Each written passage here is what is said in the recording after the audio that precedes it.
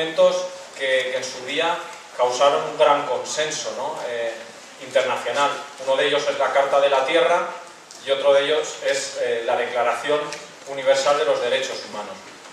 Básicamente el Frente Cívico es eso, y es demandar el que pues, todas las personas tengan derecho a un trabajo, derecho a alimentarse, derecho a una educación, una sanidad, unos servicios públicos elementales y poco más, y una vivienda, por supuesto. Entonces, estas cosas que parecen más que razonables hoy en día, nos da la sensación, y la verdad es que queremos hacer patente, que estamos teniendo más que problemas para poderlas conseguir.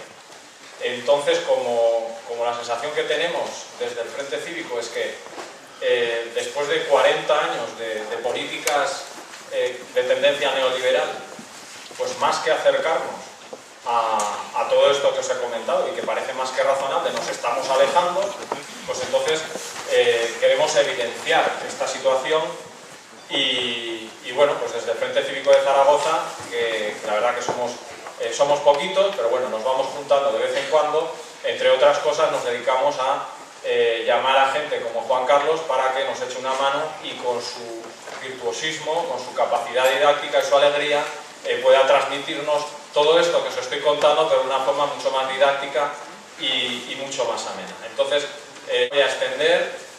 Si alguien se quiere informar más sobre el Frente Cívico y sobre lo que hacemos en Zaragoza y cuando nos reunimos, hay una dirección para que dejéis vuestro correo y os añadamos a la lista de correo y os lleguen las convocatorias. Y nada más. Simplemente eso, que cuando llegue el turno de palabras, todas las dudas que tengáis o que os vayan surgiendo, abriremos ese turno y estableceremos un diálogo con Juan Carlos. Y a partir de ahora ya es todo cosa de Juan Carlos. Pues muchísimas gracias. Yo me voy a bajar ya al ruedo, que es donde me gusta. ¿Qué tal? Muy buenas. Pues nada, muchísimas gracias por la invitación cívico y a ustedes por la amabilidad de estar aquí otra vez escuchando a mi amigo Paco Palacios, siempre del que tanto aprendo, profesor aquí de Derecho Constitucional. Bueno, me ha costado mucho pensar qué les iba a contar, ¿no? Por un lado, porque no quería repetirme, pero por otro lado, porque sí que quiero contarles mi manera de ver las cosas, porque si es la manera que yo tengo para entender, creo que lo más honesto por mi parte es intentar trasladarla, ¿no? Pero también es cierto que si ya le he contado, pues ver si soy capaz de contarla de otra manera. Y dándole vueltas, al final digo, me parece que traigo demasiadas cosas para contar. Miren, intentando ver de otra manera lo que quiero contarles es que, como contaba la otra vez, estoy convencido de que vivimos un tiempo de absoluta perplejidad, ¿no? Un tiempo donde, como decía Benedetti, cuando teníamos las respuestas, nos cambiaron las preguntas. Y he aquí una lista de cosas que todos ustedes conocen y que reclaman, fíjense ustedes, una manera diferente para entenderla. Son cosas supuestamente novedosas que no podemos entender con las armas melladas de los análisis antiguos. Y que cuando uno se empeña en intentar entender las cosas nuevas con las gafas viejas, uno al final se queda, ya digo, perplejo, se queda como les contaba, como el ciempiés que cuando le preguntó el sapo cuál era la primera patita con la que avanzaba, se quedó varado porque no era capaz de entender cuál era el procedimiento de caminar. Ignorante de entender que le bastaba avanzar una patita para recuperar el movimiento. Creo que en este mundo confuso, ya digo, donde había una serie de preguntas y respuestas, en el momento en que nos cambiaron las preguntas nos quedamos descolocados. Y ya digo, he hecho aquí una lista de cosas que quizás les puedan interesar para que entendamos un poco este momento de perplejidad. Miren, por un lado, creo que hay un exceso de información. Qué curioso. Tanto reclamar que queríamos conocer y al final hay tanta información que no podemos procesarla. A mí me parece sorprendente que ayer ZP le presente el libro a Tony Blair. Es que no nos hemos acordado ya de que Zapatero retiró las tropas porque se lo exigimos nosotros. que no se levantó, si ustedes recuerdan, en aquel desfile cuando pasó la bandera norteamericana. Es que no nos acordamos que Tony Blair es uno de los 3 de la foto de las Azores, junto a Aznar y George Bush y el anfitrión que era Durão Barroso. Y resulta que ese tipo, que fue el que de alguna manera señaló el elemento radical de oposición a lo que había existido de Zapatero, lleva unos años después a que le presente su libro, Tony Blair. Esto solamente es posible en la medida en que tenemos tanta información todos los días que ya no tenemos herramientas para procesarlas. En los cambios hemos pasado de las pandillas, del tiempo en la calle, de los partidos de fútbol, a la PlayStation y a los juegos de rol. ¿Va a tener eso algún tipo de significado? Hemos pasado de un tiempo en donde ser mileurista era un insulto, a donde ser mileurista es casi un sueño. Hemos pasado de un tiempo en donde hacíamos crucigramas, ahora a hacer sudokus. Y tengo la sensación de que la diferencia entre un crucigrama y un sudoku es que con el crucigrama igual aprendías palabras. Y con el sudoku lo que te haces es más líos. Hemos cambiado, fíjense ustedes, la libertad de decidir. La libertad de decidir la hemos cambiado por... pero la libertad de decidir por la libertad de no decidir. Y pensamos que cuando no tomamos decisiones estamos siendo igualmente libres. Y hemos comprado esa mentira que nos conduce a la inactividad. Hemos asumido que todo lo que fracasa en la práctica tiene una segunda oportunidad como espectáculo, como decía Guy Debord y los situacionistas en los años 60. Y de repente, cosas que han fracasado en el mundo de lo real, vamos y los compramos en esa segunda oportunidad mediática. Fíjense que hemos pasado del riesgo a probar cosas nuevas, a ver en nuestras carteleras La Edad del Hielo 5, Rápido y Furioso 17, Shrek 14, Aterriza como puedas 23. Fíjese que, o también, ahora que está de moda, ver series que ya nunca se acaban. Que hemos pensado que las series de televisión estaban muy bien, pero es que ya nos vuelven a engañar. Y es que las series ya nunca acaban. Y las series que ya nunca acaban dejan de ser un producto que te está contando algo, deja de ser un autor que te quiere trasladar una idea y se convierte en puro entretenimiento otra vez. Otra vez, echarte horas y horas y horas enfrente de la televisión, no para que obtengas ningún tipo de mensaje, sino para que estés simplemente entretenido. Hemos pasado de tener fútbol los domingos a tener fútbol todos los santos días. Hasta el punto de que cuando uno escucha la radio por la mañana, ya tiene su espacito también del fútbol. Porque parece no, es una realidad terrible de que los anunciantes no pagan los programas de informativos si no hay deportes, porque hacen la lectura de que si no hay deportes no nos interesa, y por tanto baja la audiencia, y al bajar la audiencia pues deja de ser un negocio. Por tanto, ya digo, de fútbol los domingos a fútbol every days. Hemos pasado de ser Homo sapiens a ser Homo Beatles. Es decir, hemos pasado de ser personas que entendíamos buena parte de lo que nos ocurría, a través del lenguaje. Hemos pasado a renunciar al lenguaje como constructor de realidades. Hemos pasado, fíjense ustedes, algo tan hermoso, en el 500.000 a.C. aprendimos a hacer fuego. Tardamos 300.000 años en socializarlo. Por eso, en todas las culturas, el mito de Prometeo que roba el fuego a los dioses, creo que les contaba. Pasad. Y fíjense ustedes, ¿qué empezamos a hacer en cuanto socializamos el fuego? Empezamos a desarrollar el lenguaje.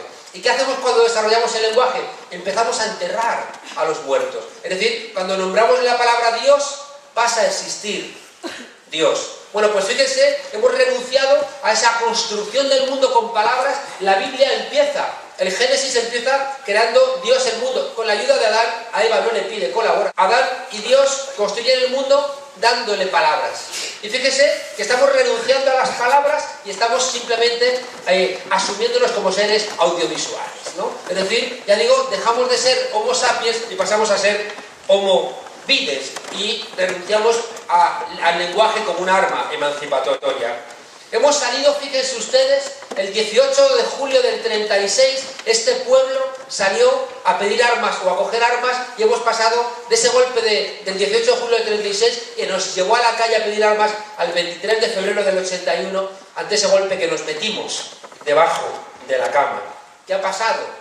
Entre medias, ¿no? Para que el mismo pueblo que salió a la calle a jugársela, a pedir armas y que le paró durante 3 años los pies al fascismo, el 23 de febrero del 81 nos metimos debajo de la cama.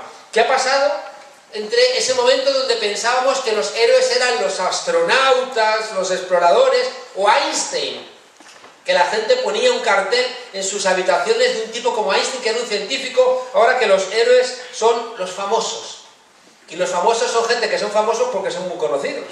Y son muy conocidos porque son famosos.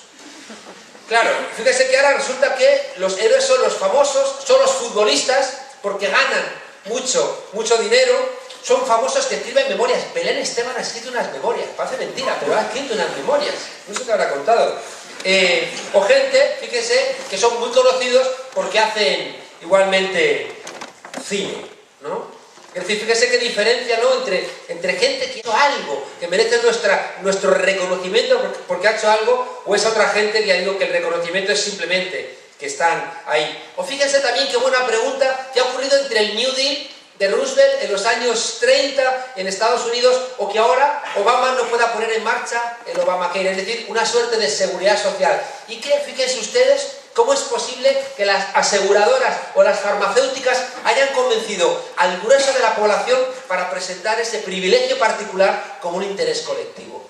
Que ese es el corazón de buena parte de lo que tenemos que entender. ¿Cómo consiguen las minorías presentar su privilegio como un interés colectivo?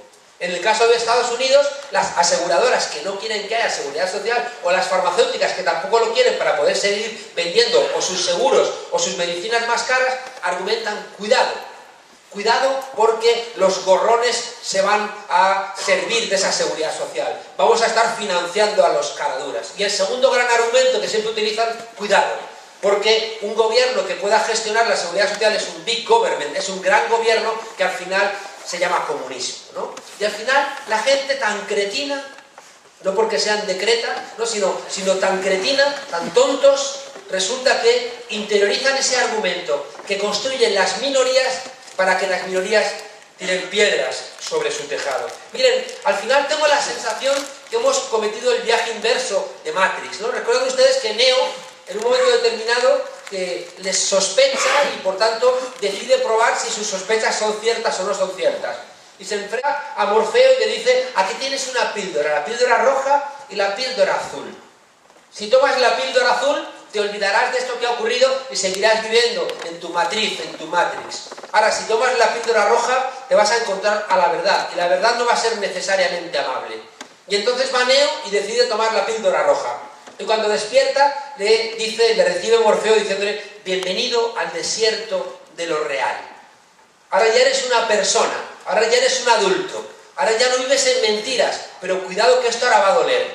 Y por eso, fíjense, parece que este siglo XX, donde habíamos escogido la píldora roja, ahora estamos haciendo como ese otro personaje de Matrix, que es Cifra, que decide regresar y vender los secretos al señor Smith, y que de repente dice: quiero otra vez la píldora azul.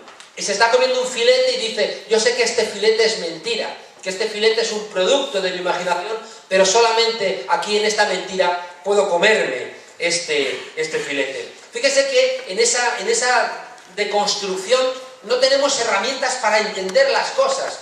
Estos días venía comentando, claro, la diferencia, no sé si el otro día había pasado cuando estuve aquí, la diferencia entre David Fernández, que en sede parlamentaria le enseña una sandalia, ¿no?, al gángster Rato, ¿no? Y de repente todos los medios de comunicación lo atacaron poco menos que si fuera un terrorista, ¿no? Y el diario El País hizo un editorial furibundo, diciendo que estaba ninguneando la dignidad parlamentaria y que estaba poco menos, ya digo, que mancillando la honra parlamentaria. Y uno no dejaba de acordarse de la diputada Andrea Fabra diciendo en sede parlamentaria a 6 millones de parados que se jodan. Y de repente allí todos estos bienpensantes dijeron: no hay que sacar las cosas de quicio, fue un comentario que realmente no era eso lo que quería decir. Y resulta que Fabra, que es el que nos representa porque le está llamando gángster a un gángster, no podemos reconocerle como un tipo que le echa coraje para enfrentarse a los poderosos. Y en cambio a una tipa que es pura basura, como la diputada Andrea Fabra, tenemos que salvarle cuando insulta a los 6 millones de parados. Fíjense ustedes que lo que vengo a contarles de alguna manera es cómo demonios dinamitamos todos esos relatos que nos impiden ver lo que nos pasa, para que no ocurra en ese tiempo tan parecido al actual aquello que decía Ortega y Gasset en los años 30. Lo que nos pasa es que no sabemos qué nos pasa. Y tenemos que dinamitar cosas que están muy escondidas. Fíjense que en 1964, ese sinvergüenza que era Manuel Fraga, un sinvergüenza, y no me canso de decirlo, nunca agradeceré lo suficiente que me cogieran el teléfono aquel día en Radio Nacional de España. ¿Cómo me gustó? Yo pensé que no lo iban a hacer. Entré en la ducha y dije, voy a salir por si me llaman. Y salí, de repente sonó el teléfono y me dieron entrada y pude decir, lamento que fuera el día que había muerto Fraga, pero no soportaba que nos lo presentaran como un héroe de nuestro país, un tipo que fue ministro en gobiernos que firmaron sentencias de muerte, que de repente dijeron, tú vas a morir y tú vas a vivir, y él daba el enterado. Un tipo que rapó el pelo a las mujeres de los mineros porque estaban ejerciendo la huelga, el tipo que manipuló los diarios de un estudiante como ustedes de Derecho, que lo tiraron la policía por una ventana, manipuló los diarios para que el diario ABC, no consta que se hiciera mucho de rogar, para que el diario ABC presentara esa manipulación como un suicidio, manipulando los diarios en vez de presentarlo como un asesinato. Y Fraga, ese hombre de la patria, llamando a los padres de Enrique Ruano y decir, portaos bien que todavía tenéis una hija, tenéis que cuidar a vuestra hija. Ese tipo, ese sinvergüenza que justificó el asesinato de Julián Grimau, ese sinvergüenza que nunca se arrepintió del golpe de Estado del 36, que siempre defendió el franquismo, que había estado en la cárcel en Francia o en Alemania por defender el genocidio fascista o nazi. Ese tipo lo pusimos nosotros a redactar una constitución. Y es el fundador del Partido Popular. Y yo quiero reconocer en la memoria de mi país quiénes son esas personas, porque si no, no entiendo nada de lo que me está pasando. Bueno, pues en el año 64, Fraga puso en marcha una campaña que era 25 años de paz. Y de repente, en vez de celebrar el primer año de machacar a los republicanos, el segundo, el quinto año, el décimo, el decimoquinto, el vigésimo, de acabar con los republicanos, con los rojos, marxistas, ateos, bolcheviques, mala madre anti-España, el año 25 terminan todo aquello y dicen, vamos a celebrar 25 años de paz. Continuación de la campaña anterior de Spain is different. Y fíjense que estos 25 años de paz todo es buena onda, tenemos que olvidarnos de los viejos tiempos, lo que pasó en el 36 ya está olvidado. Y uno decía, sin vergüenza, un año antes has asesinado a Julián Grimau, un año antes has montado el Tribunal de Orden Público para perseguir delitos políticos. Te has cargado también a dos anarquistas, ¿no? A Delgado y a otro más, ese año anterior. Es decir, ¿pero qué me estás diciendo? ¿Cómo que estás ocultándome la realidad y estás diciendo a la gente 25 años de paz? Y fíjense, de esos 25 años de paz se va a empezar a plantear, olvidemos el pasado. La culpa fue de todos. Estábamos locos. Y como estábamos locos ya, olvidémonos. Y fíjense que con ese discurso, de repente no tenemos herramientas para entender el pasado. Y ahora resulta que, fíjense ustedes, en un momento concreto donde está cambiando el contrato social de las españolas y de los españoles. En un momento en donde hay cosas que, aunque mejorase la economía, no se van a solventar. No van a bajar los millones de parados, no van a recibir ningún tipo de resarcimiento por todo este sufrimiento. La gente que se ha ido de España va a quedarse mucho tiempo fuera de España. La privatización de los servicios públicos va a permanecer privatizada. Y de repente dice Rajoy, gracias por estos tiempos duros, pero ya tranquilos, porque ahora va a venir una mejora económica. Y de repente la gente tiene que alegrarse porque va a venir una mejora económica que seguramente no nos va a tocar a nosotros. Y piden que seamos felices y que nos tranquilicemos con esa suerte de mentira. Yo no quiero. Les contaba, creo, el otro día un profesor que me estoy enfadando con él profundamente, ¿no? Porque cuando teníamos 20 años era el rojo de los rojos de los rojos y era un pesado. Porque es que nos pasaba a todos por la izquierda y todos éramos una cuerda de reformistas. Y ahora es un profundo reaccionario. Y entonces siempre además tiene la tentación de la inocencia, de presentarse como mejor de lo que es. Creo que les contaba y que siempre dice, mira así la chusma y dice, yo es que tenía que haber nacido en la Grecia clásica, ¿no? Yo tenía que haber nacido. Un día me enfadé y dije, pero idiota, tú naces en la Grecia clásica y te toca esclavo. O sea, claro, porque el tipo estaba convencido que iba a ser Platón, o iba a ser Aristóteles, que no idiota, que te va a tocar esclavo, ¿no? Entonces te digo, esas mentiras donde uno reconstruye elementos que al final evitan posicionamientos particulares. Bueno, ¿cómo demonios enfrentamos todo este relato que les decía, que es algo que les empecé a contar el otro día. Mire, uno de los elementos que tenemos que entender es que todo se está moviendo. Hay un filósofo, sociólogo, politólogo, Zygmunt Bauman, que habla de que vivimos en un mundo líquido, un mundo donde todo se desvanece, donde ya nada es permanente. Otro sociólogo, Richard Sennett, ha explicado la corrosión del carácter, es decir, cómo lo que nos ocurre ya no es permanente, donde ya no hay cosas que realmente nos impriman carácter, como un rasgo de nuestra personalidad que está ahí para quedarse, ¿no? ¿Por qué? Sobre todo porque el mundo del trabajo era el que nos daba ese rasgo permanente. En cambio ahora vivimos en una profunda mudanza. ¿Y saben cuál es el efecto? Cuando uno vive en una mudanza, pero pasen si quieren ahí, si no tengan problema, pasen, no estén ahí en la puerta, se van a resfriar. Pasen, sin problema, de verdad. Estamos en familia ya, si ya nos conocemos. Por favor.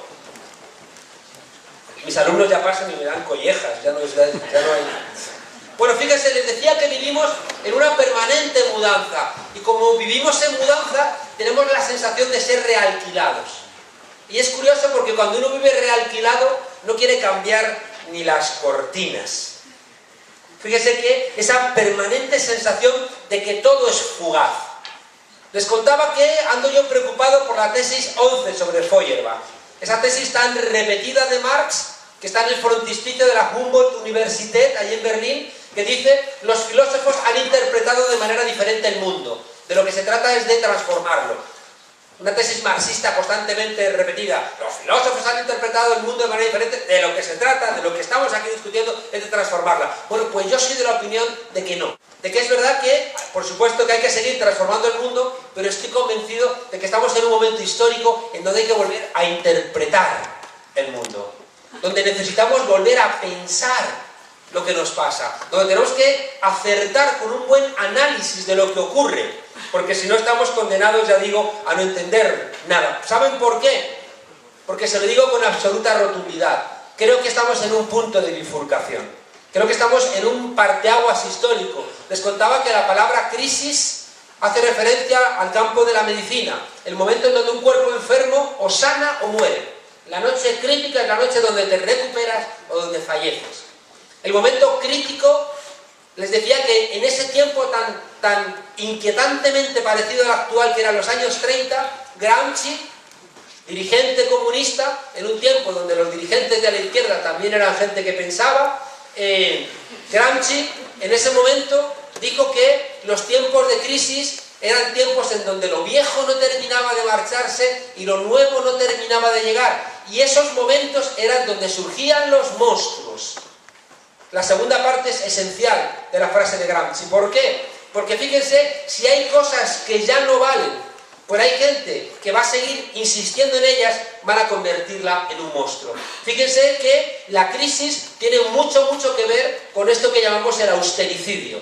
Y es curioso que, como estamos en esa confusión, desde los sectores financieros internacionales, pero ¿cuál es la propuesta que nos están dando? Más de la misma medicina.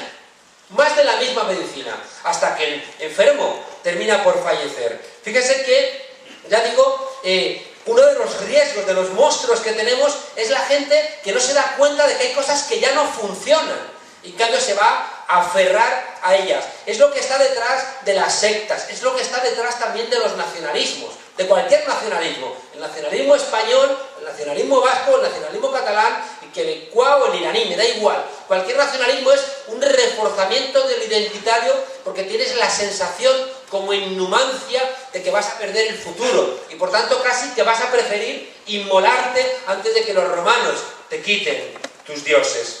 Fíjense que la conclusión de todo esto, que era como creo que empezaba hace unas semanas, les dije que la conclusión de toda esta confusión nos muestra un panorama muy terrible, y es que los canallas están envalentonados y la gente decente está perpleja. Todos los días tenemos nuevos datos. Resulta que a Fabra, este personaje siniestro de las gafas oscuras, al final le caen 4 años, pero le caen 4 años como Al Capone. Si no le caen 4 años por los delitos que sabemos que cometía, a este señor que le ha tocado la lotería no sé cuántas veces, este señor responsable del aeropuerto sin aviones de Castellón. El otro día decía alguien que no sabía si era una noticia, ¿verdad?, o era de coña, decía, Fabra será condenado a una cárcel sin presos. Como en el aeropuerto sin aviones, pues le va a tocar un... Bueno, este señor que lo condenan al final por desfalco, como por fraude a Hacienda, resulta que la Cámara de Comercio de Castellón dice: no hay razones para quitarle de su cargo en la directiva del Círculo de Empresarios, de la Cámara de Comercio de Castellón, porque eso es un asunto suyo particular. Dice, voy a leerlo otra vez, que creo que ahora se me ha escapado. Y lees otra vez que la Cámara de Comercio de Castellón dice que lo hayan condenado por defraudar a Hacienda es un asunto particular y que no tiene ningún tipo de consecuencia en que tenga que dimitir de la Cámara de Comercio de Castellón. Y encima, como pertenece a la directiva de la Cámara de Comercio de Castellón, tiene un puesto directivo en el puerto de Castellón, que es público. Es decir, que Fabra sigue orinándonos y diciéndonos que llueve, ¿no? Los canallas, miren ustedes, están envalentonados y la gente decente perpleja. La gente decente está tan perpleja que David Fernández, siendo diputado, lo más que hace es enseñarle una sandalia a Rato. Fíjense que si realmente estableciera principios de causalidad y pensara en la gente que le han robado los ahorros de su vida con las preferentes, si pensara en la gente que le han robado los ahorros de su vida quitándoles la casa, si pensara que Bankia nos ha empobrecido a todos los españoles, no sabemos si por 100.000 millones o por cuántos, 40.000 seguro. De resultas de todo eso, fíjense ustedes qué fácil es descargar esa ira y tirarle la alpargata a la cabeza, como hacen en las culturas árabes. Pero no lo hizo, porque la gente decente está perpleja. En cambio, fíjese, un tipo como Fabra no tiene ningún tipo de pudor en seguir manteniendo sus cargos. Bueno, o Ana Mato, ¿no? O lo que nos hemos enterado, que resulta que Ana Mato, esa que un día se levantó a preparar el café y dijo, uy, un jaguar. Pues, no sé. ¿Quién no tiene un jaguar en el garaje? Yo tengo 3 o 4, ¿no? Por eso no me extraña que haya otro. Y esta señora resulta que le da un contrato a la Mela, que es el tipo de la Comunidad de Madrid que ha privatizado con fraude y que está ahora en los tribunales imputados porque han hecho en la puerta giratoria un negociazo de privatizar la sanidad madrileña y después hacen en las culturas árabes. Pero no lo hizo, porque la gente decente está perpleja. En cambio, fíjese, un tipo como Fabra no tiene ningún tipo de pudor en seguir manteniendo sus cargos. Bueno, o Ana Mato, ¿no? O lo que nos hemos enterado, que resulta que Ana Mato, esa que un día se levantó a preparar el café y dijo, uy, un jaguar. Pues, no sé. ¿Quién no tiene un jaguar en el garaje? Yo tengo 3 o 4, ¿no? Por eso no me extraña que haya otro. Y esta señora resulta que le da un contrato a la Mela, que es el tipo de la Comunidad de Madrid que ha privatizado con fraude y que está ahora en los tribunales imputados porque han hecho en la puerta giratoria un negociazo de privatizar la sanidad madrileña y después montar empresas, sin tener ni idea de eso, montar empresas para satisfacer las necesidades de las empresas que han privatizado. O sea, que han hecho todo un business a imagen y semejanza de sus necesidades. Están imputados y va Ana Mato y le dice, toma, te voy a dar el contrato para ti para que me privatices los hospitales de Ceuta y de Melilla. Y sale el tipo hoy y nos manda una carta diciéndonos que va a presentarse, dice textualmente, a todos los convenios que le resulten satisfactorios económicamente para su empresa. Vaya si no están los canallas envalentonados. Y ya hablamos en su día de Ana Botella con su Relaxing Cup for Limpieza en Madrid y las Olimpiadas, y que en un mes íbamos a ser la capital olímpica del mundo y al mes siguiente éramos la capital olímpica de la mierda, porque es que teníamos dinero para unos Juegos Olímpicos y luego no teníamos dinero para pagar la limpieza de Madrid. O lo último de ayer, o antes de ayer, Rafael Hernando diciendo a las víctimas del franquismo que solo se preocupan por sus abuelos o sus padres cuando hay dinero de por medio. Que diga alguien eso de la Asociación de Víctimas del Terrorismo de algún asesinado por ETA. Que vaya alguien y diga, es que a usted solamente le interesan las subvenciones, lo que hubiera ocurrido en este país. Y de repente este tipo, portavoz adjunto del PP, que es que no es cualquiera. El portavoz adjunto del PP va y nos dice que cuando nos preocupamos por dónde están enterrados esos hombres y mujeres que dieron la vida por defender la República y por pararle 3 años los pies al fascismo en nuestro país, por preguntar dónde están enterrados, resulta que al parecer estamos interesados solamente. Teníamos dinero para unos Juegos Olímpicos y luego no teníamos dinero para pagar la limpieza de Madrid. O lo último de ayer, o antes de ayer, Rafael Hernando diciendo a las víctimas del franquismo que solo se preocupan por sus abuelos o sus padres cuando hay dinero de por medio. Que diga alguien eso de la Asociación de Víctimas del Terrorismo de algún asesinado por ETA. Que vaya y le diga, es que a usted solamente le interesan las subvenciones, lo que hubiera ocurrido en este país. Y de repente este tipo, portavoz adjunto del PP, que es que no es cualquiera. El portavoz adjunto del PP va y nos dice que cuando nos preocupamos por dónde están enterrados esos hombres y mujeres que dieron la vida por defender la República y por pararle 3 años los pies al fascismo en nuestro país, por preguntar dónde están enterrados, resulta que al parecer estamos interesados solamente por las subvenciones. O antes de ayer, es que uno se cansa de decir todas estas cosas.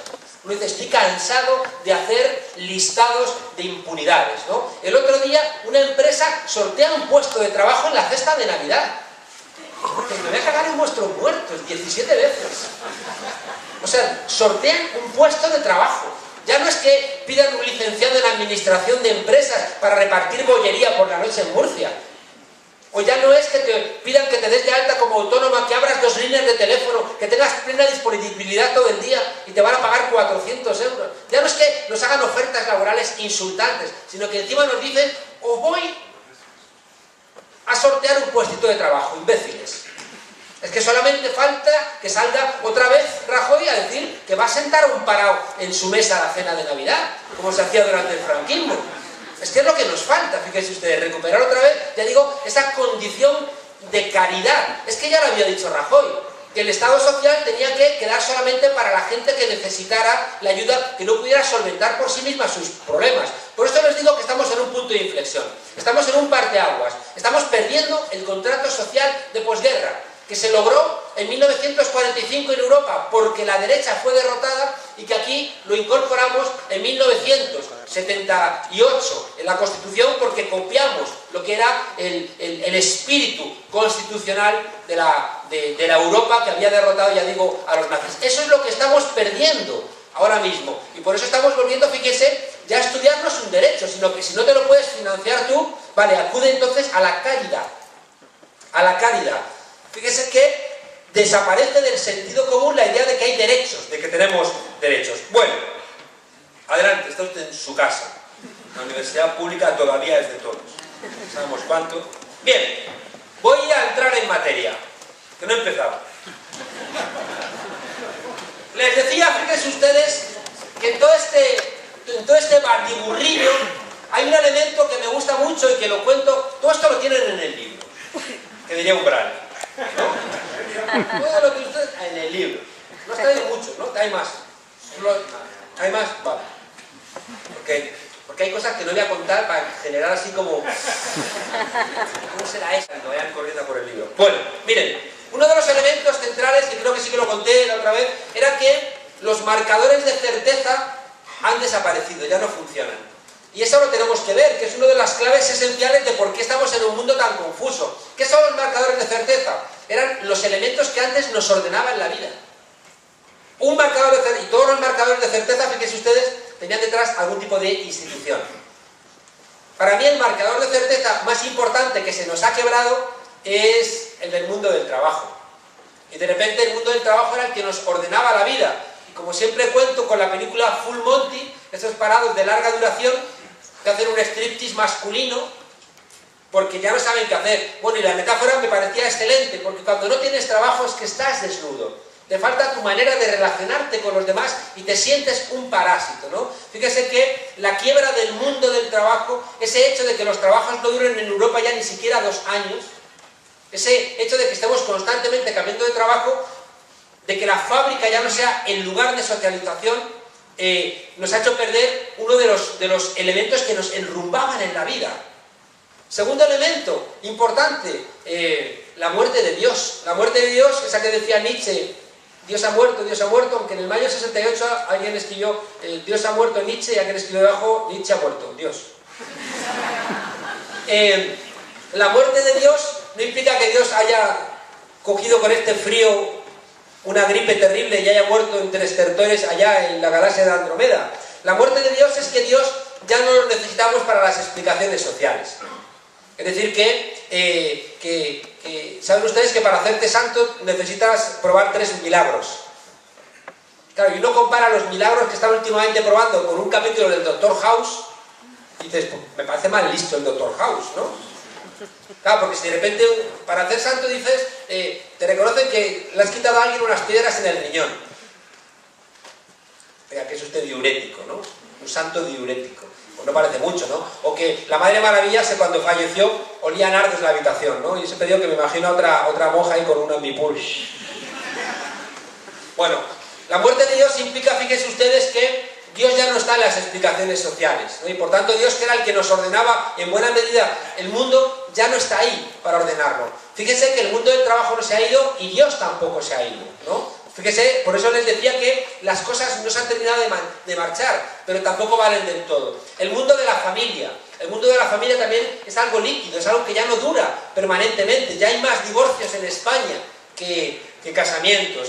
El mundo de las ideologías, se cae la Unión Soviética en el año 91. ¿Qué demonios significa hoy ser de izquierdas o ser de derechas? Es decir, a menudo no tenemos ya herramientas para entender bien qué significa eso, y tenemos que recurrir a cosas que no tienen la misma fortaleza académica como los de arriba o los de abajo. Pero es que lo de izquierdas y lo de derechas ya no termina de servirnos. Les decía también, fíjense ustedes, que no deja de ser curioso. El otro día presentábamos un libro en la FNAC y da como tristeza, porque la FNAC en la 4ª planta tenía prácticamente toda un ala enterísima y larguísima de los libros de política, ensayo, historia, y se ha quedado en una cosa súper pequeñita, y en su lugar que han puesto, por lo que la gente reclama, libros de autoayuda, ¿no? Libros de autoayuda. Es decir, fíjense ustedes que conforme desaparecen las explicaciones colectivas, más estas de libros de autoayuda, es decir, solvénteselo usted mismo, ¿no? En vez de buscar elementos de explicación colectiva, uno tiene que buscar su problema personal. Fíjense que esto es muy importante para mí entenderlo, pero incluso en términos personales, delegamos demasiadas cosas. Esta mañana le contaba a los alumnos que, fíjense que le delegamos a la Iglesia esa idea de dar las gracias antes de comer. Nos salimos de la institución religiosa y nos olvidamos de dar gracias por la comida.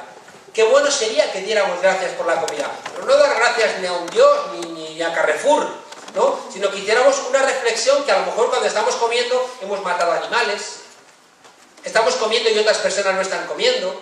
Es decir, fíjense que el simple hecho de hacer una reflexión antes de comer sobre los orígenes de la comida nos haría ser más reflexivos con cómo nos alimentamos. Y en qué medida a lo mejor estamos condenando a los países del sur a, en vez de plantar trigo y plantar maíz para alimentar a sus poblaciones, plantar soja para alimentar a las vacas que nos comemos nosotros aquí arriba, en el norte, ¿no? Entonces, de alguna manera, hacer ese tipo de reflexiones las hemos olvidado. ¿Por qué? Porque nos salimos de la institución eclesiástica, porque no nos ha interesado y hemos perdido eso que, ya digo antes, ellos se encargaban. Y no nos acordamos de traernos también esa responsabilidad cuando nos salimos. Ya digo, los libros de autoayuda gestionándonos nuestros problemas individuales, o el desarrollo tecnológico atendiendo a ¿qué? A nuestros intereses reales, realmente atendiendo a lo que nosotros buscamos. Quiero recordar que les contaba el otro día lo del oncólogo brasileño, que estaba súper enfadadísimo porque en vez de estudiar elementos de cáncer o estudiar elementos vinculados al Alzheimer sobre todo, él decía, ¿qué hacemos que no estudiamos el Alzheimer? Cuando las enfermedades cerebrales, neuronales, degenerativas son muy importantes. En cambio, dinero y más dinero en cirugía estética o en remedios contra la impotencia. Y el tipo decía, con sorna, que vamos a tener al final unos viejos con unas erecciones descomunales y unas viejas con unas tetas firmísimas, pero ninguno de los dos va a acordarse para qué, ¿no? Fíjense que el desarrollo tecnológico al final está marcado por pautas de mercado, ¿no? Y por tanto no está marcado por necesidades reales que pudiéramos definir. Y de repente se mete mucho dinero en algunas cosas y otras que pudieran ser más relevantes, pues nada, de nada, de nada. Y al final nos encontramos con un mundo McDonaldizado. La McDonaldización del mundo, fíjense ustedes, es que cada vez nos comportamos más en nuestra vida cotidiana como en un McDonald's. Esto es una tesis de un discípulo de Habermas, de Josh Ritzer. Si ustedes ven cómo funciona un McDonald's, esto lo estamos trasladando a nuestra vida. Y hay 2 o 3 ejemplos que me gustan mucho. Lo importante de un McDonald's no es la calidad, sino la cantidad. Resulta que el vaso de la Coca-Cola está lleno de hielo, y hacen como que se sale todo, pues es todo hielo, pero la sensación es que, coño, cuánto me ponen, ¿no? O lo de las patatas está así con vado, cogen así como con una pala y te echan, y se cae, y ponen otra vez, y parece que no están como esos bares que son así como más tacaños que te ponen el zumo de naranja y te quitan 2 dedos, y venga, que está medio vacío y tal. No, ellos te lo llenan todo, ¿no? O el diámetro del pan de la hamburguesa siempre es más pequeño que el diámetro de la hamburguesa, de manera que, aunque sea muy pequeñita, siempre sobresale.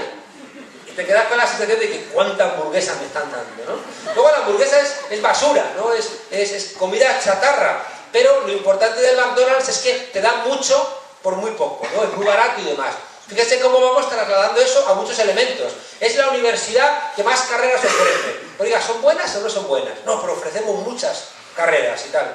Oiga, pero son una basura. No, pero muchas, muchas.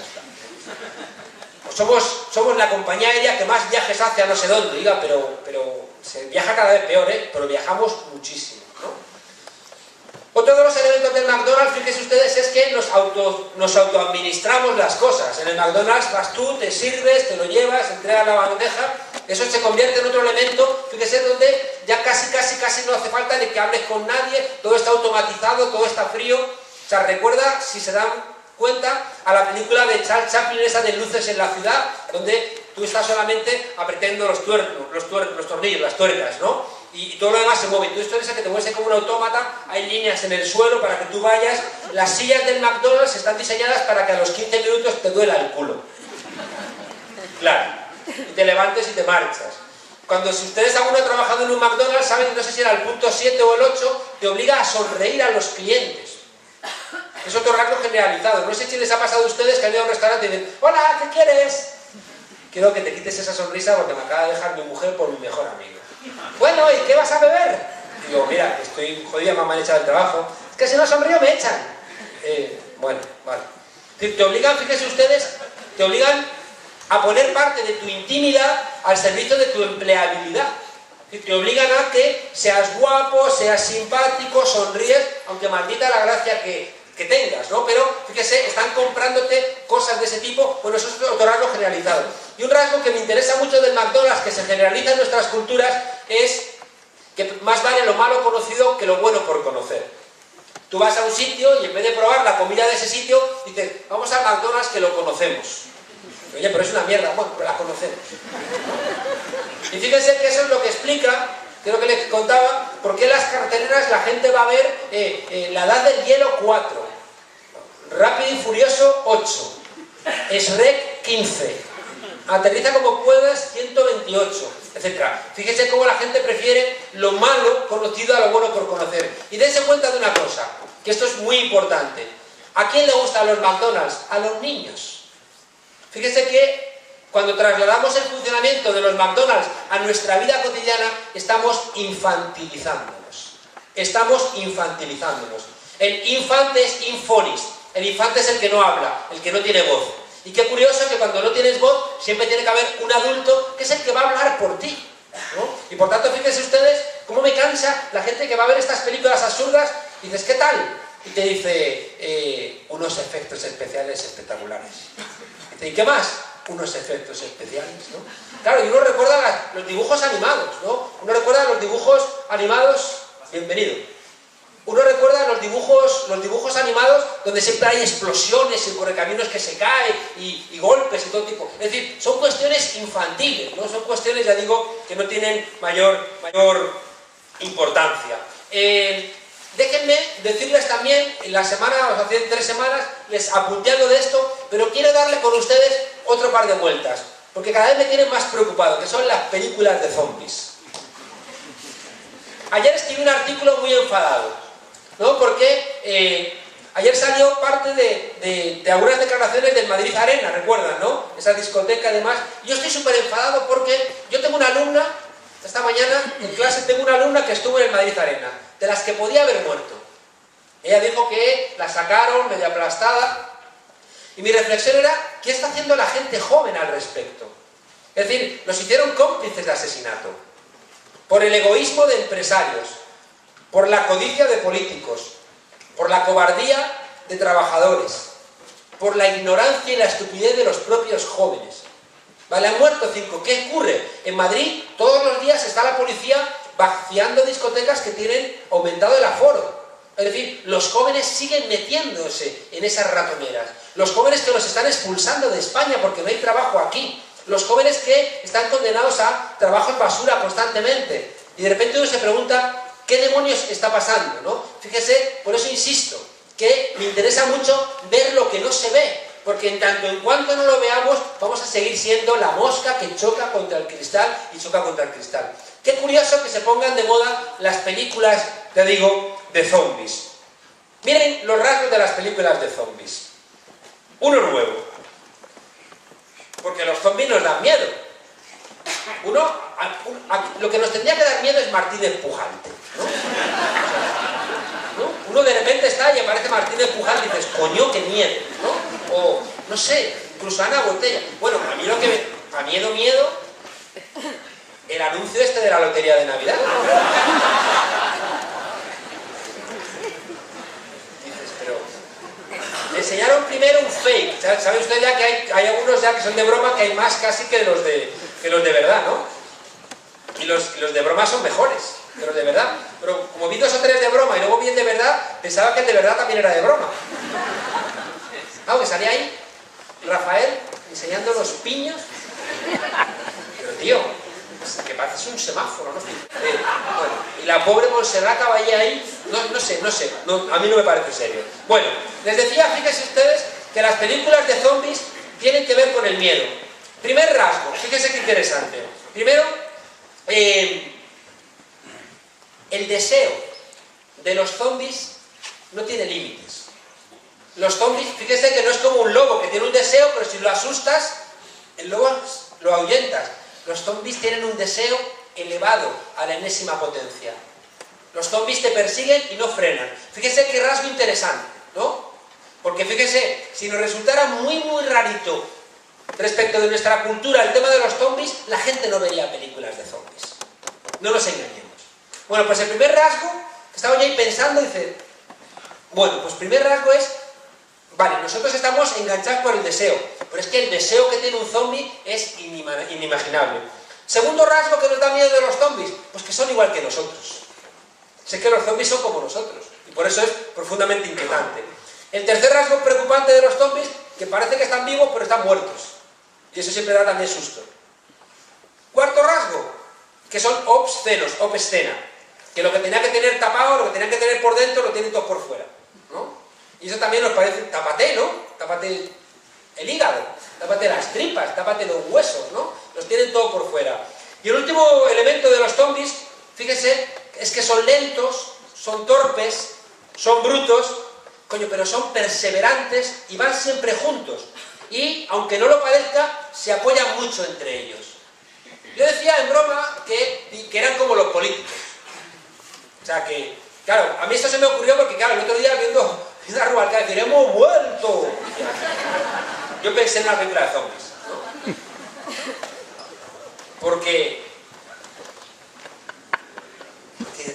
¿a dónde coño te habías ido, Rubalcaba? ¿No? Es decir, que no se ha ido a ningún lado, ¿no? Entonces, como... Y no crean que lo pensaba muy en serio y decía, a ver si aquí hay un rasgo teológico, ¿no? Pero no, Jesucristo por lo menos se fue 3 días, ¿no? Para que luego lo echaran de menos, pero este ni siquiera un fin de semana. Entonces, no se ha ido y dice, hemos vuelto, tal.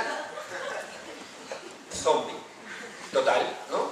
O les decía el otro día que, claro, que sale de aquella operación el rey ahí, diciendo, me he equivocado, lo siento, no volverá a ocurrir. Una frase enigmática donde las haya. Lo siento, ¿qué sientes? ¿Que te hayamos pillado? No volverá a ocurrir. ¿El qué no volverá a ocurrir? Que no te vas a ir cuando haya cámaras en fin, y me he equivocado. ¿En qué te has equivocado? ¿En lo de la Corina? ¿En qué? Cuéntame, ¿no? Que era una de las frases más enigmáticas de la historia política de España. Bueno, a lo que iba, fíjense ustedes, que para mí era lo relevante, es que les contaba, y creo que este es el corazón ya en serio de lo que quería contarles, es que los zombies somos nosotros. Es decir, que la idea central es que los zombies, en verdad, somos nosotros. Es decir, que los zombies nos mordieron. Y nos mordieron, les contaba, y esto es una de las cosas que he intentado contar en el libro, nos mordieron hace 40 años. No tiene que ver con nuestros 40 años de dictadura, sino que nos mordieron cuando la crisis de los años 70 tumbó el modelo keynesiano, es decir, el modelo de los estados sociales, y empezó a ser sustituido por otra cosa. Ahí, en ese momento, empezaron a construir un nuevo sentido común, que es el que nos explica todo lo que les he contado anteriormente. Es decir que, sin darnos cuenta, claro, cuando tú eres un zombie, no ves a los otros zombies. Si es que es lo que nos pasa.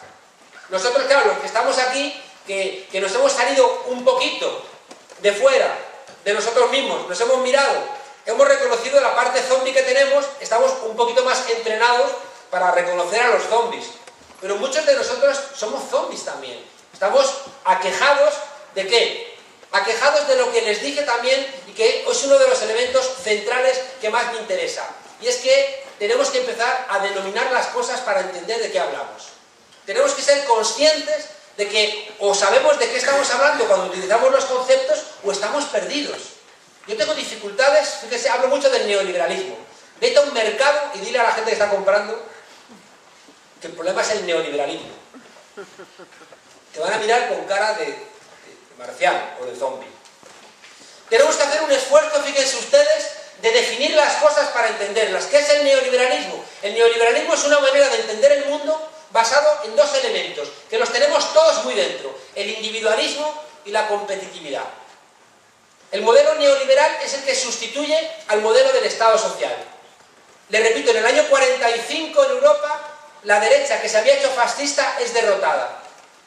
Y van a ser las fuerzas que han ganado la Segunda Guerra Mundial, van a ser las que construyan la Unión Europea, las que construyan el constitucionalismo de posguerra, y es las que van a colocar en las constituciones todos esos argumentos de Estado social y democrático de derecho.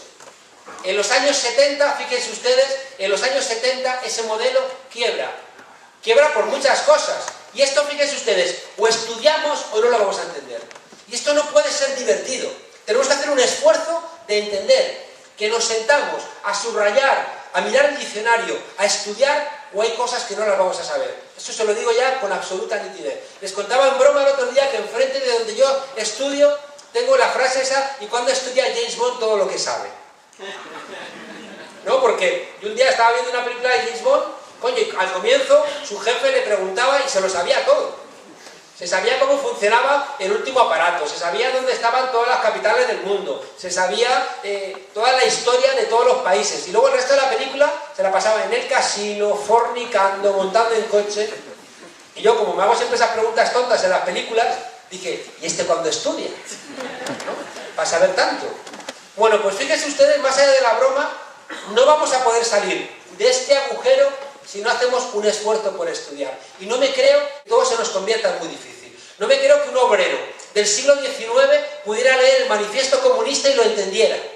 O se lo explicaran y lo entendiera. Y resulta que ahora, cuando nos enfrentamos a algún tipo de problema, si no es divertido, si el profesor Monedero no es divertido, ya no me interesa. No puede ser. Tenemos que entender que hacemos un esfuerzo de conocimiento o estamos perdidos. No piensen que hay cosas difíciles que las vamos a entender como entendemos un dibujo animado, como entendemos cosas facilitas. Les decía, por tanto, fíjense ustedes, que tenemos que hacer un esfuerzo de definir cosas. ¿Qué demonios es el neoliberalismo? Bueno, les contaba aquello de Unamuno: ¿cree usted que existe Dios? Dígame qué entiende por creer, por existir y por Dios, y entonces le contesto. Claro, o hacemos un esfuerzo de definición o estamos perdidos, ¿no? Entonces, fíjense ustedes, yo les contaba que cuando me entrevistan me dicen, ¿usted qué es chavista? Yo digo, ¿qué es chavismo? Vamos a hablar de otra cosa entonces, ¿no? ¿Usted qué es marxista? Y digo, ¿qué significa marxismo? Ah, pues pasemos a otra pregunta. Y eso me recuerda al alcalde ese que era muy bruto, que ganaba las elecciones y le dice a la secretaria, convoca el pleno para el jueves. Y dice a la secretaria, ¿con B o con V? Y dice, convócalo para el lunes. Entonces cuando alguien te quiere hacer afirmaciones fáciles, ¿es usted marxista, es usted chavista, es usted socialista, es usted anarquista? Y le preguntas, ¿qué es eso que usted dice que yo soy? Siempre se te quedan parados, ¿no? Bueno, quédense ustedes con la idea de que el modelo neoliberal se basa en una idea que tampoco es tan complicada. Si lo tuviéramos que resumir, el modelo neoliberal se basa en que todos nosotros tenemos que ser empresarios de nosotros mismos. Ese es el corazón del modelo neoliberal. Es decir, tenemos que basarnos en el principio yo, lo quiero todo y lo quiero ahora. Que eso es un principio de las empresas. Las empresas piensan solamente en sí mismas. Y las empresas no pueden ser amables con las demás empresas porque entonces te expulsan del mercado y falleces. El problema es que hayamos trasladado a nuestra vida cotidiana principios que son de las empresas capitalistas. ¿Cómo se nos ha metido el virus? Se nos ha metido a través de tres cosas que tenemos que verlas. Y si no las vemos, vamos a seguir reproduciéndolas. El primer elemento a través del cual nos han convertido en empresarios de nosotros mismos ha sido a través de la mercantilización del mundo. Es decir, el mundo se ha convertido en una tremenda mercancía. Todo es una mercancía. Todo, ¿eh? El ocio, la amistad, el cariño, la vivienda, la comida, los planes de futuro. La pareja se ha convertido, fíjense ustedes, en un elemento mercantil. Hasta las metáforas que utilizamos, estoy invirtiendo mucho en mi pareja. ¿No has probado a quererla? ¿No? Estoy invirtiendo mucho en mi pareja. Son cosas que te quedas, o no gastes el tiempo ya como que se gasta, ¿no? Ya no se pasa, sino que se gasta. Otra vez mercantilizando el tiempo. La gente que traslada, fíjense ustedes, principios de ese capitalismo que necesita que estemos todo el rato innovando. Esa concepción clean de la existencia, lo trasladamos también a la pareja. Ah, si mi pareja me hace crecer, vale. Si mi pareja me apoya en mi proceso de realización personal, vale. Si mi pareja veo que no funciona mucho, entonces la tiro y pruebo con otra. Fíjense que a priori yo no tendría ningún tipo de problema con esto. Pero la pregunta es, ¿estamos siendo más felices o más infelices? Porque es una pregunta importante. Podríamos ver si esta concepción mercantil de la pareja nos está haciendo más felices o nos está jodiendo la vida. Porque si nos está haciendo más infelices, igual tenemos que replantearla y entender que a lo mejor los criterios de la vida en pareja no son los criterios de una oferta mercantil de vida. Que fíjense ustedes, en esa mercantilización uno estudia, ¿para qué? Uno estudia ya no para formarse, sino solamente para emplearse después. Estamos pagando en los estudios para vender después un poquito mejor nuestra mano de obra. Y fíjense que yo veo un profundo problema en esto de la mercantilización del mundo. Y es que, como todos son mercancías, todo está a mi alcance. Solamente si tengo dinero suficiente. Pero pienso que puedo tener todo a mi alcance. Fíjese, aparece la palabra central que quería hoy discutir con ustedes, que es la palabra deseo. Por eso les decía que los zombies tienen un deseo inacabable. Es que puedo tenerlo todo en el mundo. Es que ya puedo acceder a todo. Cualquier cosa, si tengo dinero, puede ser mía. Y fíjense ustedes, si una persona cree que puede tenerlo todo, está loca. Pero si son millones los que tienen esa idea, quien está loca es la sociedad. Es decir, fíjense ustedes que mercantilizar el mundo, convertirlo en cosas a las cuales yo puedo acceder solamente si tengo dinero, no si tengo capacidad, si soy simpático, si soy cariñoso, si estoy lleno de amor, no. Accedo si tengo dinero. Es decir, que todo lo vemos como cosas, es como, nuestro comportamiento es como el comportamiento que tendríamos con gente que se prostituye. Como pago, respondes al 100% de mis exigencias, ¿no? Y fíjense que ese comportamiento nos enloquece necesariamente. Fíjense que la frase de Jameson, que es más fácil imaginar el fin del mundo que el fin del capitalismo, tiene que ver con que tenemos dificultades para imaginar los elementos de nuestra vida cotidiana que no estén atravesados por la idea de la mercancía. El otro elemento central es el de la precarización laboral, que no me detengo mucho porque ya se lo he contado. Es decir, vivimos en un mundo precario, donde estudiamos una carrera, estudiamos otra carrera, hacemos un máster, hay gente que se opera para ser más empleable, hay gente que entra en el quirófano para que te contraten. Es decir, ya no sabemos qué hacer para ser empleables, para ser, ya les digo, sonreímos en el trabajo, Les vendemos con el trabajo, con nuestro trabajo, nuestras piernas o nuestra fortaleza o nuestra alegría. Y dices, oiga, que me está dando un puesto de trabajo, no se meta también en las cosas de mi intimidad. En cambio, fíjense ustedes, al no durar los trabajos nada de tiempo, al saber que estamos sujetos a que nos despidan en cualquier momento, tenemos un profundo miedo, porque basta cualquier tropiezo para regresar a la casilla de salida. Y de repente, fíjense ustedes, ya digo, el problema no solamente es eso, sino que vamos interiorizando toda esa basura. Hasta el punto, como les decía, que en Estados Unidos no hay pobres, hay losers, hay perdedores.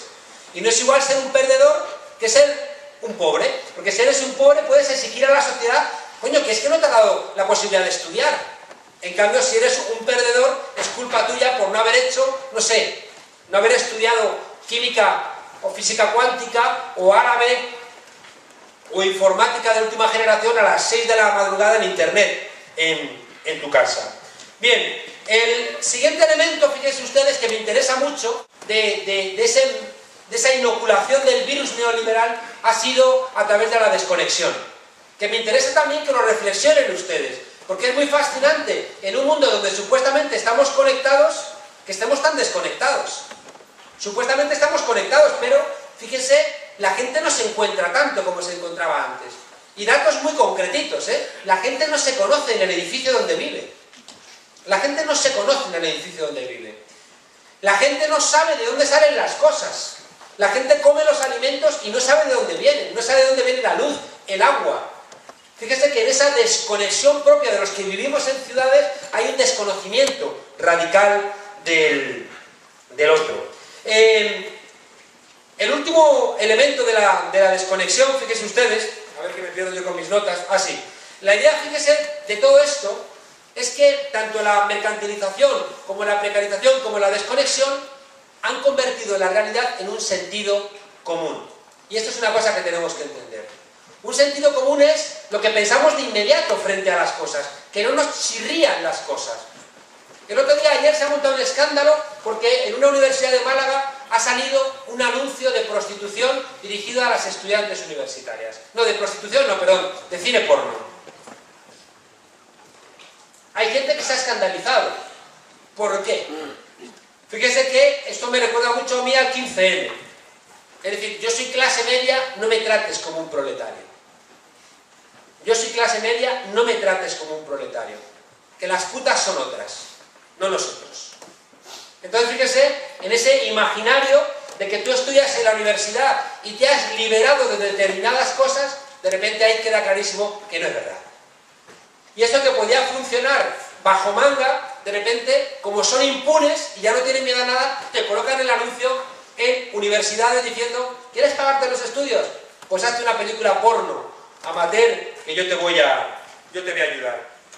Fíjese que ese sentido común, les invito por favor a que se den cuenta de que ese sentido común nos tiene atemorizados. Miedo a que nos coman como mercancías. Miedo a, pese a todos los esfuerzos que hemos hecho, no tener un trabajo digno que nos permita imaginar el futuro. Miedo a quedar desconectados, sentirnos solos y ser rehenes de los ansiolíticos, los antidepresivos, el alcohol, las drogas o el tabaco, porque estamos demasiado solos. Y ese temor profundo, fíjense ustedes, nos ataca al corazón de lo que somos. Miren, tengo el corazón partido, que diría Alejandro Sanz. No sé si han visto el vídeo que han hecho la gente de Canal Nou. Canal Nou es el canal valenciano que, como la Telemadrid de Madrid, es un canal de partido, insultante. Es decir, era un canal que no informaba cuando comparecía el presidente de la Generalitat a los juzgados porque estaba imputado y estaba declarando. No salió el accidente del metro que murieron cientos de personas. Cientos, ¿no? ¿Cuántos fueron? 43 y cientos de heridos, ¿no? Pues sí. No salió ningún tipo de información, por supuesto, sobre Fabra. Es decir, era como una televisión de partido muy insultante. Van y la cierran.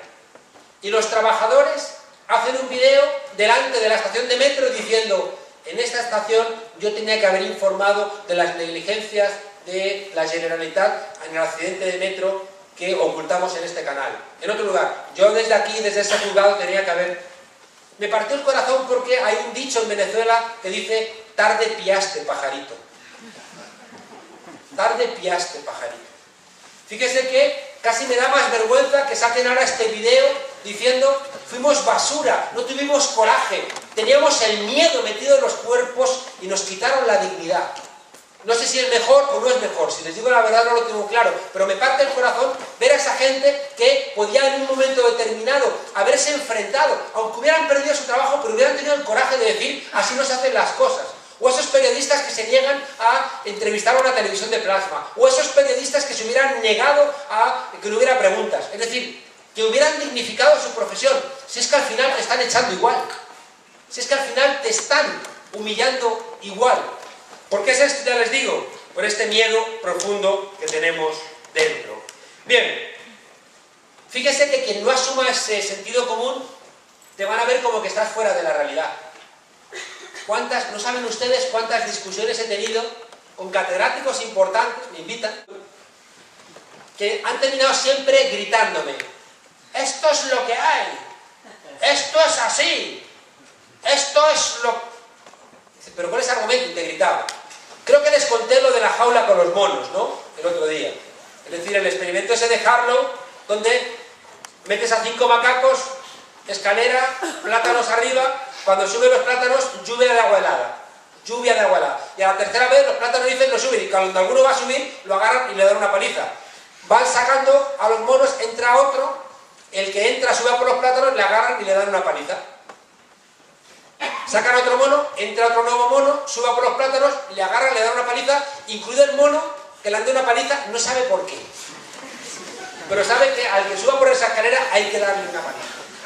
En el experimento han sacado a los 5 macacos, los 5 son nuevos, y cada vez que entra uno lo agarran y le dan una paliza. Decíamos de broma el otro día que... No me pregunten por qué, pero yo me lo imagino que uno de los monos es de UPyD y le dice: ¿a qué hemos hecho siempre las cosas así? Aquí no vengas tú con novedades, ¿no? No vengas tú aquí con nuevas historias. Fíjense que en ese planteamiento que les estoy contando, en ese sentido común, el que se salga del sentido común va a ser visto como un marciano. ¿En qué consiste ese sentido común? Que nos ha captado a todos. Les conté lo del tipo pobre que estaba en el cerro de Venezuela, en la campaña electoral. Está Aristóbulo Istúriz, un alcalde negro de Caracas, y está convenciendo a un paisano para que vote al Partido Socialista. Y el otro está ahí escuchando, bueno, sí. Y cuando termina de contar el cuento, le dice: pero yo a ustedes no les voy a votar. Dice: ¿pero por qué? Es que yo estoy en contra del socialismo. ¿Por qué está usted en contra del socialismo? Dice: es que a mí el socialismo me va a quitar lo que tenga. En la parte pobre de los pobres. Y le dice a Aristóbulo: vamos a ver, tiene usted la luz conectada allá afuera, que me voy a hacer el loco como que no lo he visto. Tiene usted los cristales rotos. Tiene usted la mesa calzada con un libro que le regalamos nosotros en las anteriores elecciones y que no se lo ha leído, cabrón, que lo tiene ahí para calzar la mesa. ¿Pero qué le vamos a quitar? Y el tipo contesta: ¿y si me toca la lotería? Fíjense que dice mi maestro Boaventura de Sousa Santos que durante el siglo XIX nos incorporamos como ciudadanos a través del trabajo. A lo largo del siglo XX nos incorporamos a través del consumo, mientras que ahora nos incorporamos a través del deseo de consumo. Somos obedientes no porque tengamos trabajo ni porque podamos consumir, sino porque deseamos consumir. Y en ese deseo tienen captado nuestro imaginario, y eso es lo que hace que no encontremos ese deseo de consumo. Nos tiene, ya digo, atenazados y no encontramos soluciones alternativas de ningún tipo. Voy a ir terminando para que realmente podamos hablar, porque ya he hablado como de súper demás. Me quedan aquí páginas para aburrir. Bueno, miren, véanse en ese sentido común. Ese sentido común ha construido una serie de afirmaciones que todos y todas nosotros los tenemos incorporados, todos nosotros. Y fíjense que han sido 40 años convenciéndonos de que las cosas son así y de que no hay lectura alternativa. Primero, que la naturaleza humana es egoísta. Y hemos interiorizado que esto es una guerra de todos contra todos. Y de repente el libro de Dawkins de los años 60, El gen egoísta, se convierte en la Biblia que supuestamente nos explica que es verdad que somos egoístas. No saben ustedes la cantidad que hay de evidencia de que es al contrario.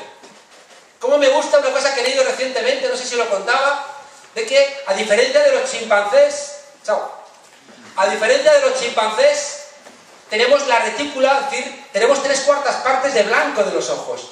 ¿Saben para qué? Para que nos baste un cruce de miradas para entendernos. Han hecho cientos de experimentos con niños donde los niños se socializan solamente con la mirada. Mientras que los chimpancés, que tienen el ojo prácticamente oscuro, cuando quieren señalar tienen que, como los pueblos, con toda la cabeza. ¿A dónde va? Allá. ¿Va a Zaragoza? Bueno, fíjense que la conclusión es que tenemos la parte blanca para que, leyendo simplemente el movimiento de los ojos, nos encontremos, porque es mentira que esto sea una lucha de todos contra todos. Y está demostrado que tenemos empatía, que uno bosteza y todos bostezamos, que la risa es contagiosa, que la tristeza la leemos en las caras y nos entristecemos. Llevamos 20 años conociendo las neuronas espejo. Sabemos que los niños aprenden imitando. Sabemos que cuando estamos viendo un partido de tenis, estamos jugando el partido de tenis con nuestra cabeza y se están activando en nuestra cabeza los mismos mecanismos, salvo los brazos, pero estamos activando todo. ¿Saben por qué estamos estudiando estas cosas? Porque los publicistas lo están estudiando para vendernos mejor las cosas en la televisión. Claro, no se crean que lo estamos estudiando porque haya gente muy interesada en aprender estas cosas, sino porque están pagando plata porque quieren saber qué ocurre en nuestras cabezas cuando estamos viendo algo. Y de repente descubren que tenemos neuronas espejo. Claro. Y resulta que nos han dicho durante 40 años que no, que somos, la naturaleza humana es egoísta.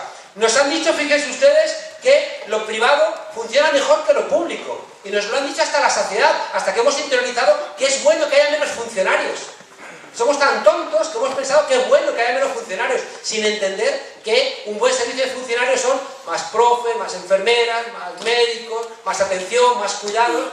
Y de repente hemos interiorizado que eso no funciona. Y de repente hay gente que te argumenta, no, vamos a privatizar. ¿Recuerdan? Intereses privados presentados como intereses públicos. Y te dicen, no, vamos a privatizar, ahora se dice externalizar.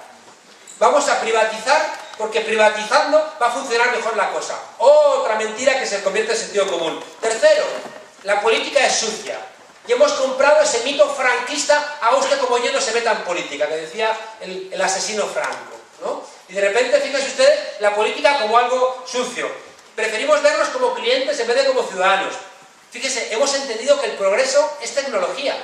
Y hemos interiorizado que el progreso se lo dejamos a la tecnología. No tiene nada que ver con nosotros. Es una cuestión de la tecnología y viene solo. Hemos planteado como sentido común, fíjense ustedes, un regreso a la irracionalidad.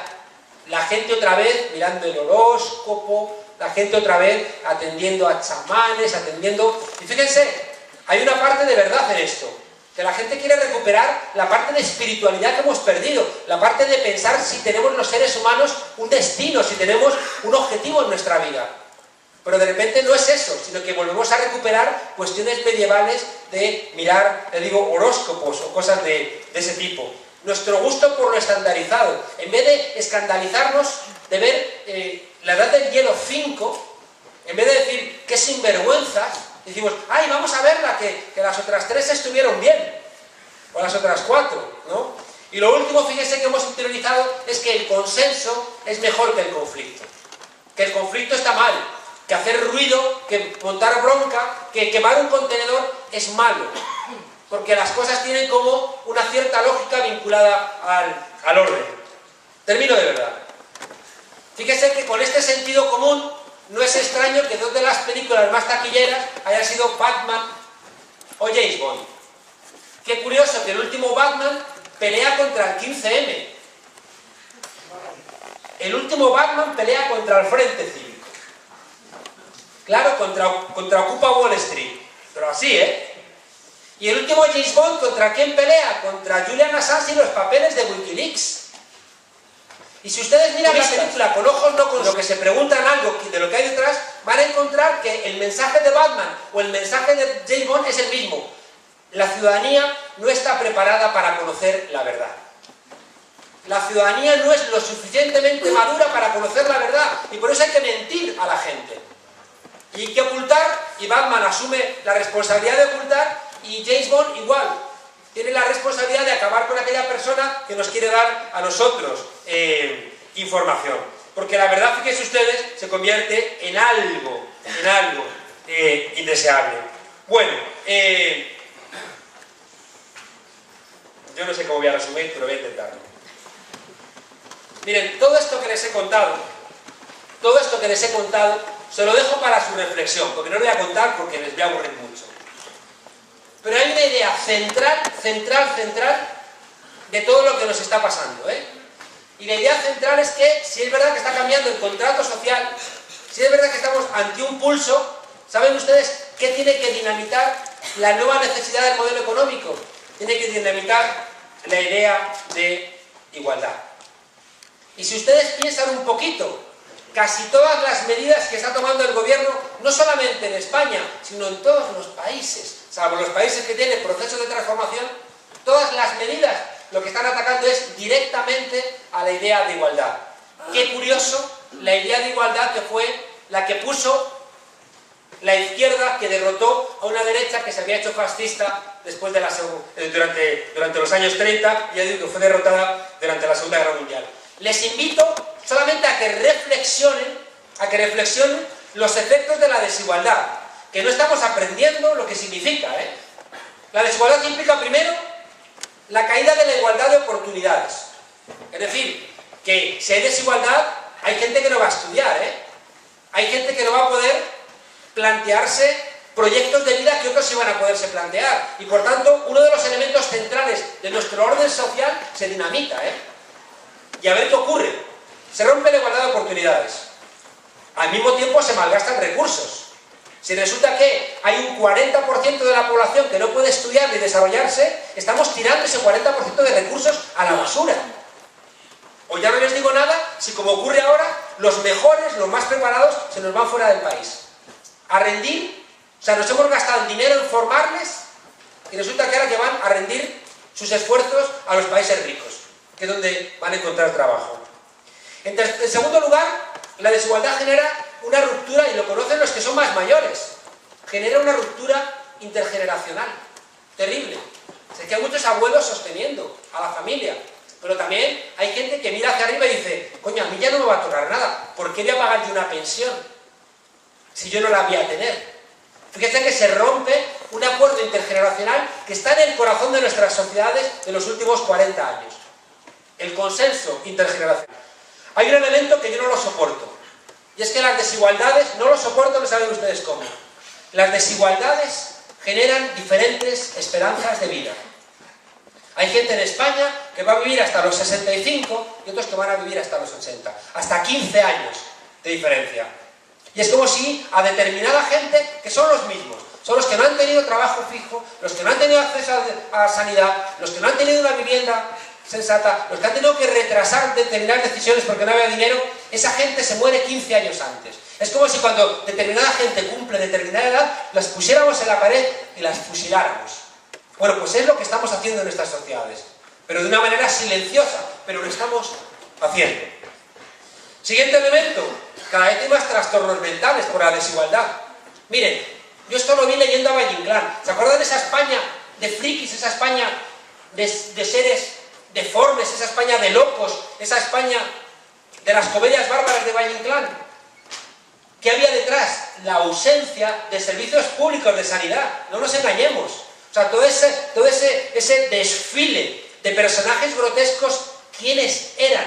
Sino personas que no habían tenido acceso a la sanidad. Claro, ¿no? Y estamos regresando otra vez a eso. La desigualdad genera, ya digo, también esos trastornos. Por supuesto, aumento de la delincuencia, por supuesto, estaría bueno. Y un último elemento que les invito a que lo reflexionen, que es el corazón de muchas de las charlas que doy, que por eso digo que el miedo tiene que cambiar de bando. ¿Saben qué está generando las desigualdades?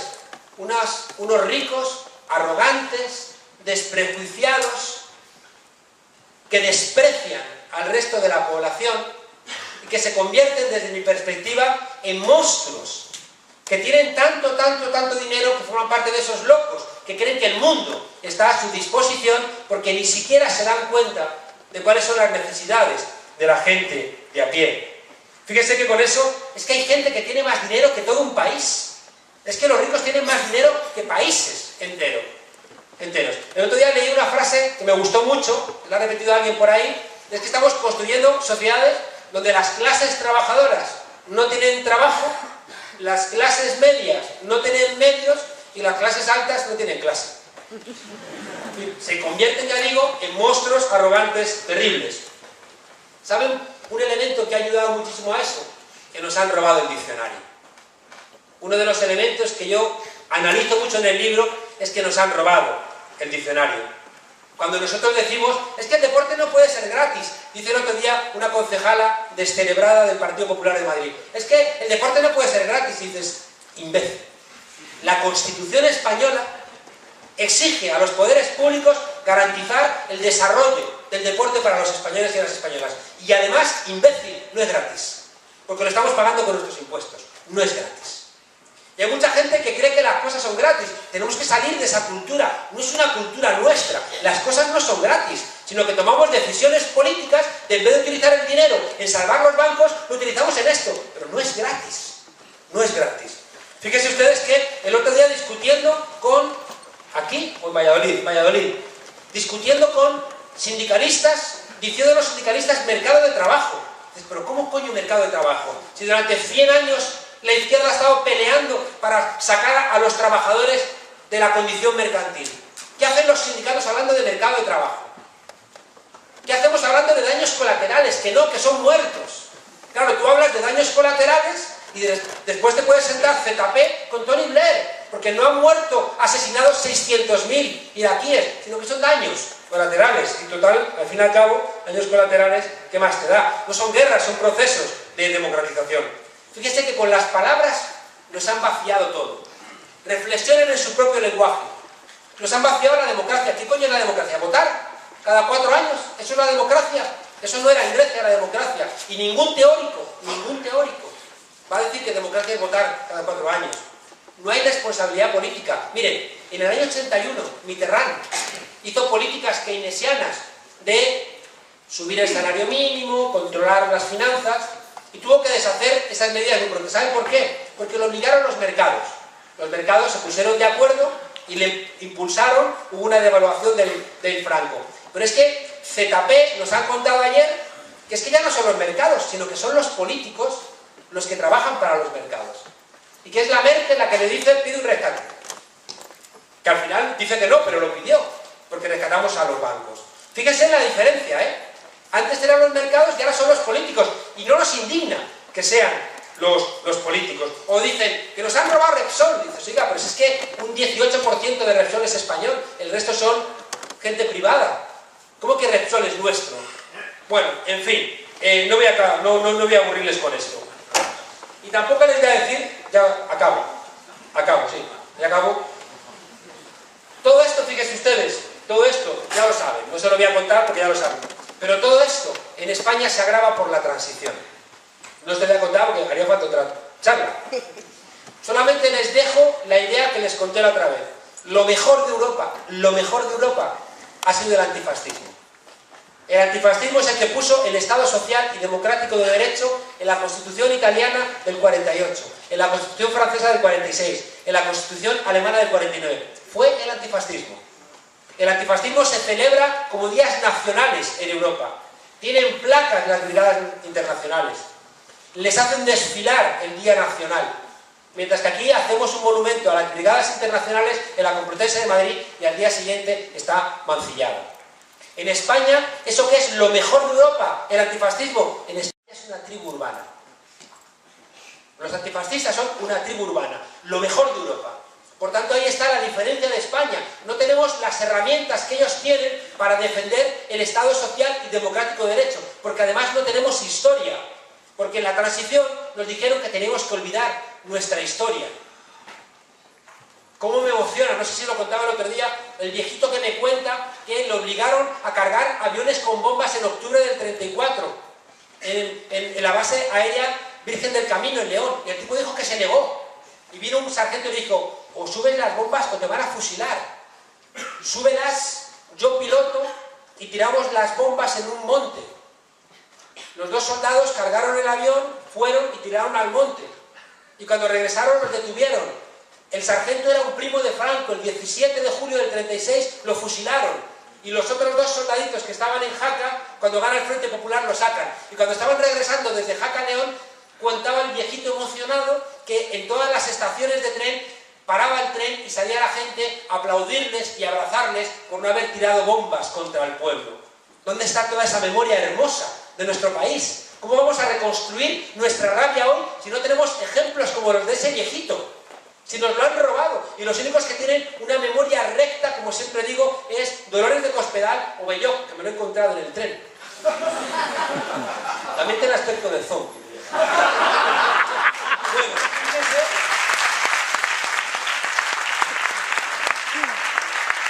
Me ha pasado una cosa curiosa, que estaba sentado enfrente de Belloc, yo le miraba así con chulería madrileña. Me miraba así como diciendo, me suena esta cara, pero no sé. Yo estaba extraño que estuviera ahí, hasta que ha venido el revisor y me ha dicho, no, usted no es de aquí, usted es el turista. Dije, ya me extrañaba a mí. Ya me extrañaba a mí ir al lado de estos, ¿no? Bueno, fíjense ustedes que tarea. En tanto en cuanto no reconstruyamos nuestra historia, es absolutamente imposible que podamos encontrar soluciones para nuestro país. Les he dicho siempre que yo soy un pesimista esperanzado. Pesimista porque creo que España está en venta. Pesimista porque creo que no hay una alternativa cerrada y eso nos paraliza. Pesimista porque creo que el sentido común generalizado es neoliberal. Pesimista porque creo que prácticamente todos los partidos parlamentarios son zombies. Pesimista porque creo que todavía hay mucho miedo. Pero sin embargo, créanme, soy también profundamente esperanzado. No les voy a decir todas las razones, porque es todo esto por las cuales soy esperanzado, porque entonces no hay charla y las preguntas van a salir. Pero déjenme contarles algo, leerles una cosita breve de por qué soy esperanzado. Ustedes conocen la canción de Chuck Berry, Johnny B. Good, una canción clásica del rock and roll. Pues yo he metido un capítulo en este libro que se llama Johnny B. Good. Y el capítulo dice lo siguiente: Johnny B. Good, sed buenos, sobre todo con vosotras mismas. Apagad la televisión, leed algo o leed más. Desconfiad de quienes os quieren entretenidos y no haciéndoos preguntas. Cuestionaos si no habrá gente aprovechándose de vuestra renuncia a la política. Mirad como enemigos a los que os quieren alienados con latigazos de falsa felicidad y con proyectos sin médula. Siempre habéis estado en los momentos brillantes de la historia. Dejad que se equivoquen los que os dan por perdidos. Contadnos más cosas, bajad a las plazas, cantad vuestras verdades, dudad de las certezas que os repudian. La gente decente sabe cosas que al principio cuesta entender. Insistid, sed el trueno después del relámpago. Y ojalá, como siempre digo, les haya ayudado un poquito también a ustedes a ser ese trueno después del relámpago. Gracias.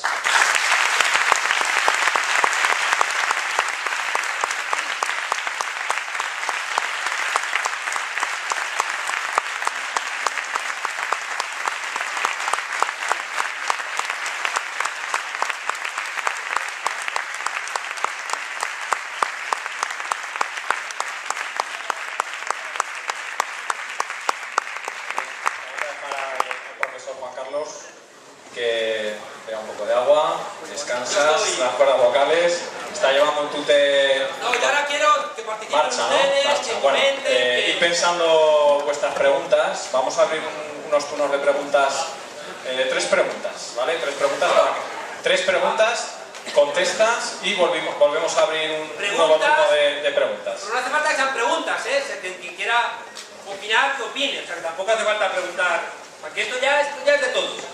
Ya es horizontal. Vale, le damos un descanso. Parece que tenemos una pregunta por aquí. ¿Y dónde está Silvia, bro? Otra al fondo y otra aquí. Vale, luego abrimos... Perdida. Es que si no, se acumulan muchas preguntas y no sabemos muy bien...